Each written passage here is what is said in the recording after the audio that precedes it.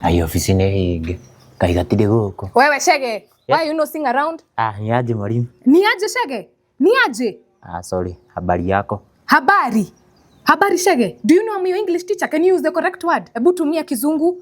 Yes. Good morning. It's not morning Shege, it's already 12. Good evening.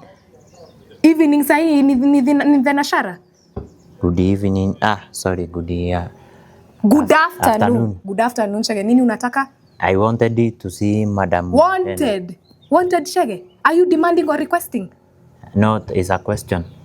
No. I wanted to ask her a question of English. Oh no, ndio nauliza. Are you demanding or are you requesting for Mrs. Tena?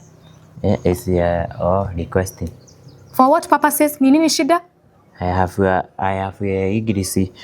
a English question. I wanted to ask her.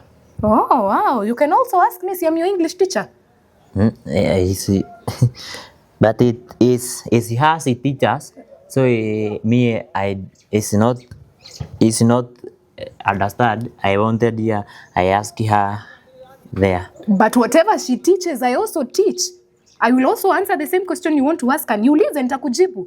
No, see, when she teaches, I understand very well. Ati nini? When she teaches, I understand well. You understand well. Shage, uko na kichwa mzuri wewe? Excuse me, teacher. Yes. I have a question.